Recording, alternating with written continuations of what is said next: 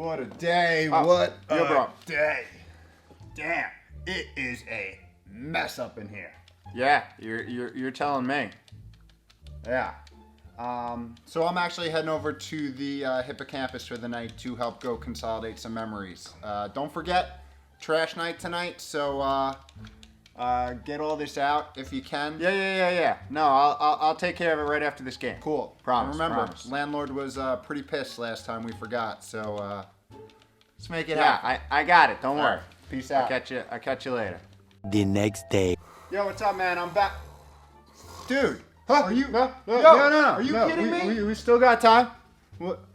Oh, man. Would you look at Frank? I'm the trash man. I come out, I throw trash all over the ring, and then I start eating garbage. It's gonna be one of those days.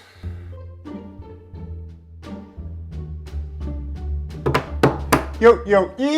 What is up? Welcome back to another week of How to Health. My name is Kevin. I run liftandbalance.com, where we take aim at all things health and do it in an odd, weird, interesting, and highly sarcastic manner. Today, we are breaking down one of the biggest and potentially inevitable longevity liabilities that we humans face today.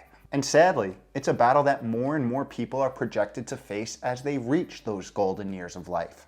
And that is why you should start your treatment protocol today.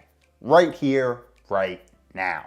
We're talking dementia, which is the umbrella term for age-related neurodegeneration. And as you'll see, there are a number of different disease states that fall into this category and affect our 5-pound mushy membrane in different ways. So in the next 14 minutes and 68 seconds, we will cover what neurodegeneration is, why it's something you should be thinking about here and now, and finally, my present-day strategy to combat the onset of this mind-numbing condition.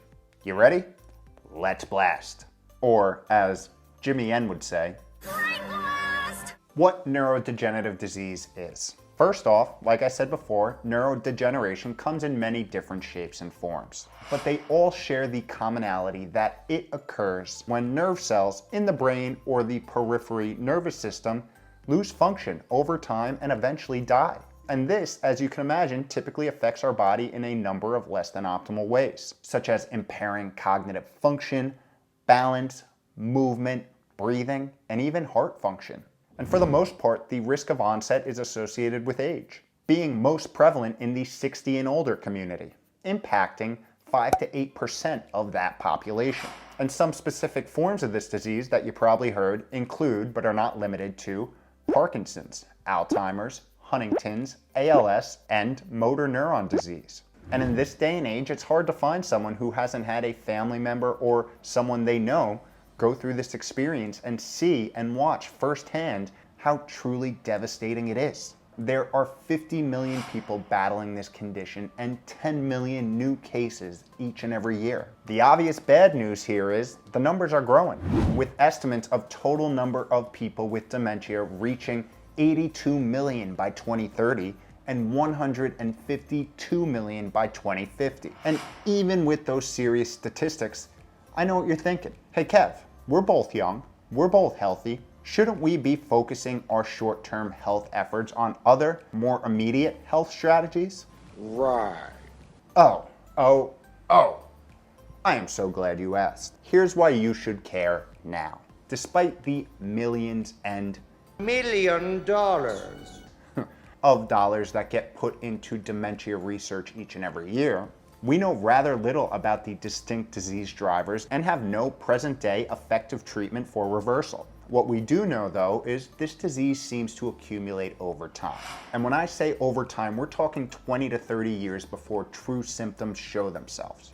During this period, it's thought that neurotoxic waste that is a byproduct from this wonderful, magical gift of cognition accumulates in one of two ways. Either by abnormally high secretion rates or inadequate clearance of said waste. The first can be linked to a specific genetic mutation, which you can be tested for, but it affects less than 1% of the population. And the second happens to be drastically influenced by lifestyle. That's right, your everyday actions can impact how well you clean the garbage out of your brain. And To date, there have been two main proteins linked to this neurodegeneration, both acting in distinct ways but with the same outcome: neuronal death. Amyloid beta and tau are the two nefarious actors here. One, building up, forming sticky plaques, killing off neuronal connections known as synapses, while the other becomes long and tangly, wrapping around neurons and suffocating them synapse by synapse. And here's where the story begins to brighten. That's right, production team. Open up those windows and let that light in. All this, for the majority of the population, is preventable, or at the very least, delayable. That's right, we make up words here. Because, I mean, like if you're dancing at 120 years old, at that point, all bets are off. Good problem to have, though. Researchers have now identified several risk factors that we know have a strong relationship and association with the disease, the majority being controllable, leading scientists to conclude that the only present-day solution to this growing disease is prevention. And that, my friends, is why a 30-year-old healthy individual who spends the majority of their time explaining health and longevity in an odd, weird, interesting, and highly sarcastic manner has spent time and effort building a strategy to prevent a disease 40 years before it would even show itself. And this philosophy fits into the one strong common theme across longevity as a whole. The best treatment on the market is prevention. And in this case, it's really the only option. So let's dive in. My present day 30-year-old protocol for neurodegenerative prevention. And by the way, you'll see that the short-term ROI, or return on investment, or ROH really, return on health for a lot of these strategies, are just as good as the long-term preventative benefits, making all this a true no-brainer. Pun not intended. Who wrote this script? Man.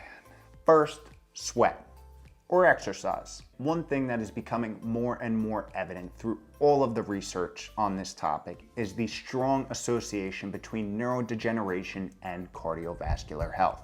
Unhealthy arteries are thought to play a role in both heart disease and cognitive function, while high cholesterol in midlife seems to be strongly correlated with cognitive decline. So one of the best ways to mitigate the risk for heart disease, which is the top killer for people over 45 years of age, and its neurodegenerative counterpart, is to improve your cardiometabolic health. And developing a consistent movement protocol or exercise regimen earlier in life is one of the best ways to do this. It not only improves arterial health, but it shifts LDL and HDL cholesterol in the right directions, lowers blood pressure, improves blood flow to the brain, and has also shown to be a potent stimulator of neurogenesis, which is the creation of new neurons. And if we do the math, that's probably a good thing when trying to prevent a disease that, kills neurons, right? So carving out 30 minutes a day of moderate to intense exercise is a critical part of my strategy. And if you're looking for the minimum effective dose, research suggests that 30 minutes 4 times a week is a good place to aim for. Your best bet is always finding movement that you enjoy. So get creative and stick to it. You'll not only be investing in your future health, but reaping all those feel-good endorphins here and now. Best mood-boosting prescription there is, right? Next, staying on the topic of cardiometabolic health, the other potent pusher here is food. Eat real food. What you consistently put in is what you consistently get out. The modern day, highly processed Western diet is strongly associated with pretty much every metabolic disease and disorder that's plaguing our present day society. And we talk about this in pretty much every single video in the How to Eat playlist. This highly refined, nutrient-stripped, additive-rich, high-fat, high-sugar way of eating has direct links to hypertension, high blood pressure, heart disease, diabetes, cancer, liver disease, and the root of all things nefarious, low-dose chronic inflammation. It also has been associated with the deterioration and breakdown of the oh-so-critical gut wall and blood-brain barrier, which we cover in depth here, setting the stage for metabolic dysfunction and inflammation, especially in the brain. Not cool. So eating more real and less processed is another potent neurodegenerative preventer. A Mediterranean-like diet comprised of many fruits, vegetables, nuts, fish, whole grains, and lean meats has shown to move the needle here. I personally follow a plant-based whole food protocol, but the important thing here is, regardless of specific diet, a focus on more real and less processed is necessary if you're serious about this game of prevention. And fasting, intermittent and prolonged, is another big preventative protocol that I've implemented, as a strategic time-restricted feeding protocol has shown in both human and animal studies to improve and prevent many of the metabolic disease states we face today. And prolonged fasts have been shown to be a stimulator of cellular cleanup and neurogenesis. Both good for biological business. If you want to check out my present-day longevity-focused fasting protocols, check out the How to Fast playlist, where I break down how I leverage a mix of daily time-restricted feeding, weekly intermittent fasting, and biannual prolonged fast as part of my overarching longevity strategy. Next, the foundation of all things health, and one of the biggest preventative measures we can take: sleep, specifically deep sleep. Research has indicated that a single night of sleep deprivation increases the prevalence of the aforementioned neurotoxic protein amyloid beta, upwards of 5% the next day. Okay, that's it on this section. Any questions? Fine, I'll keep going. Guess what good sleep does? The exact opposite. It cleans the brain of all the neurotoxic waste that accumulates throughout the day as a byproduct of being awake. And it does this through a newly discovered detoxification system known as the lymphatic system. This is a function of deep, slow-wave sleep where cerebral spinal fluid is squirted up into the brain and it cleans the neuronal streets.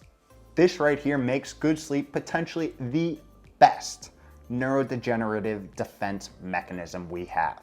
And yet, we live in a society that is chronically sleep deprived. And even worse, one that seems to take pride in being chronically sleep deprived.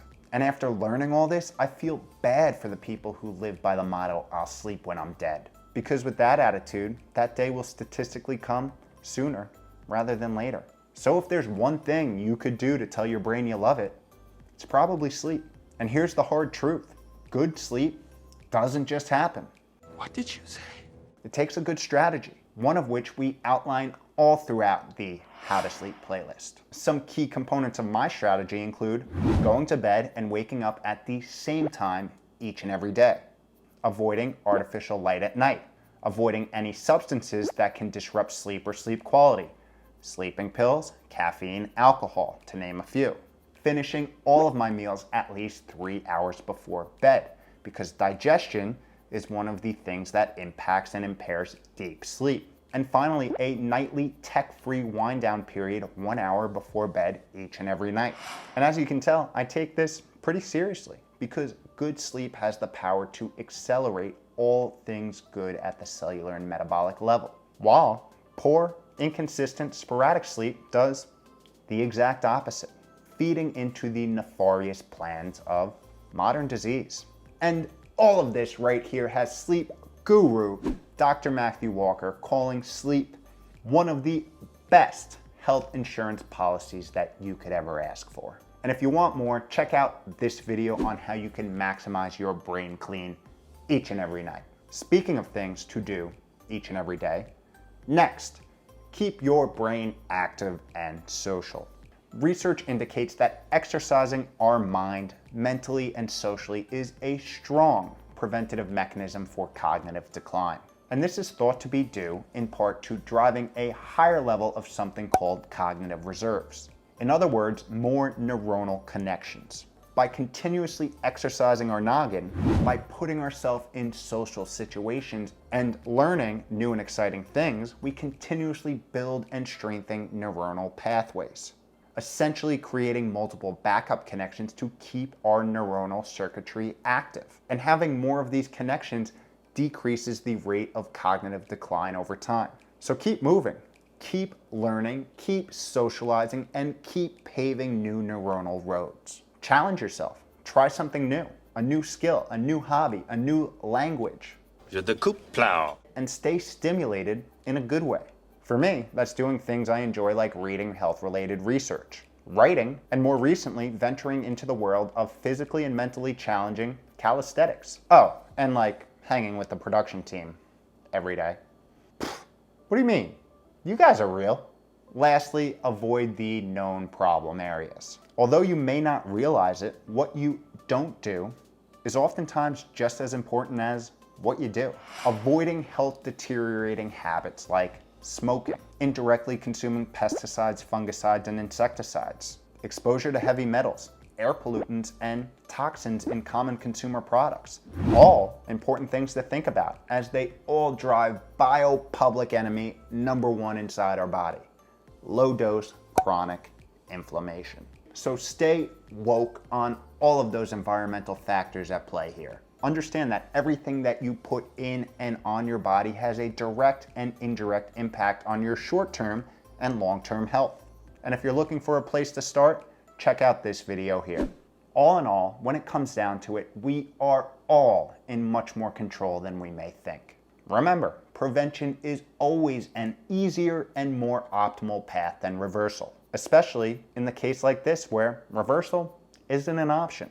Understand that you don't have to create an entire health strategy in a day, week, or month. Take your time, educate yourself, let it organically grow.